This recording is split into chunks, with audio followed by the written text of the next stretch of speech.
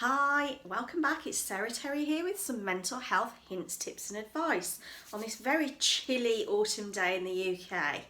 So today I want to talk about mindfulness. I want to give you a little quick mindfulness exercise. I've done quite a few videos on mindfulness and I've got lots of articles and information on my website www.sarahterry.co.uk about mindfulness and what it is.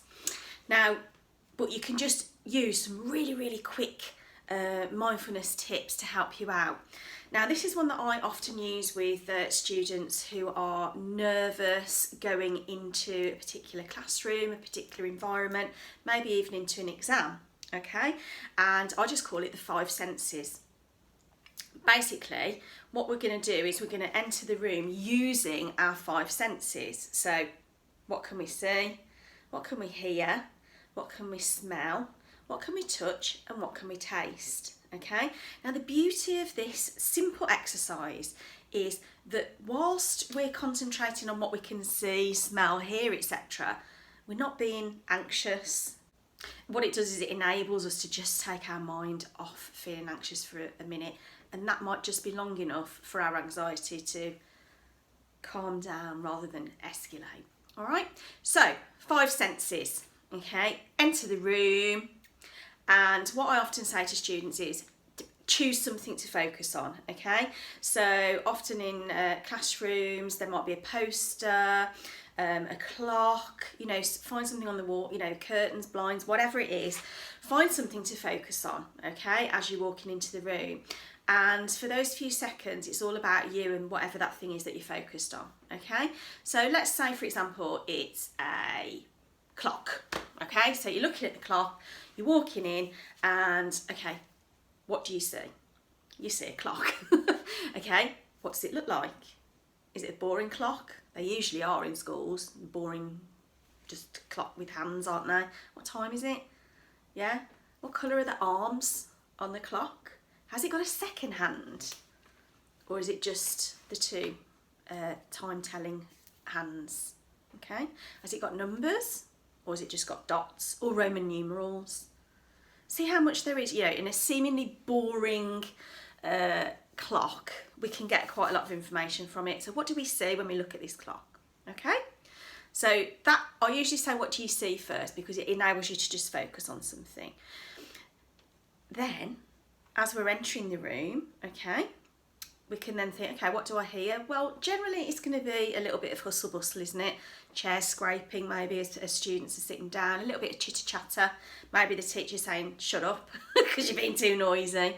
So, you know, what can you hear? Try and pick out noises that perhaps aren't immediately obvious to you. So, you know, what can you hear underneath? Can you hear something from the classroom next door? Can you hear a tractor outside? You know, are they mowing the lawn or something like that? So try and see if you can think of something unusual. Okay, so what can you hear? Smell. Now, you know, you might think, oh, how was it going to smell of anything? But if you concentrate on when something's, you know, what something smells of, then you'd be quite surprised at the amount of smells that you might come across. Is it nearly lunchtime? Are the kitchens busy? You know, can you smell food cooking? Is it making you feel hungry? You know, can you smell, has it been raining? Does it smell fresh outside? Has somebody got really strong perfume on or aftershave that you can smell? So think about those things as well. Okay, so what can you smell? What can you touch? Okay, so this is a good one for as you're sitting down and getting yourself settled. So what does the chair feel like? Is it a hard chair? Is it comfortable? Yeah? Is it the right height for you as you touch it? What does the desk feel like? Is it smooth?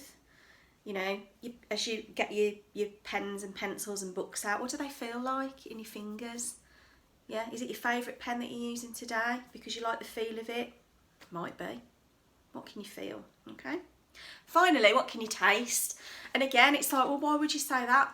But it's just another distraction method. So what can you taste?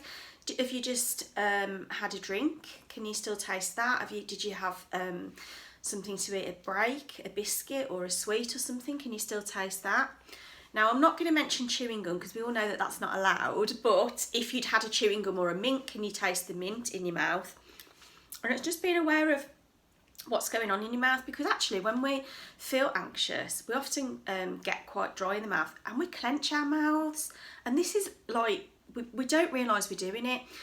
I practice yoga quite a lot, and every so often my yoga teacher will say, relax your tongue in your mouth. And you all of a sudden realise that if you're trying to do a particular pose, your mouth's all like, you know, sort of tense. So just try relaxing and just concentrating on what you can taste in your mouth, okay? So there's your 5 senses, okay? Now you can, as you practice these, because another thing is I do recommend you practice them. It's not just going to cure everything all in one go. So do practice them. And the great thing about them is that you can come back to them. So this is a really good exam busting tip as well. If you're starting to get stressed and anxious during an exam, just take out 30 seconds to do the 5 senses, okay? Or just even do one of them. Concentrate on the clock for 30 seconds or something. It really, really helps, and you'll be surprised at how much it helps. And the more you do it, the better you get at it, and the more effective it is. So give it a whirl, mindfulness, okay? Check out my website, www.sarahterry.co.uk for more information. But in the meantime, get those 5 senses working, and I'll see you soon.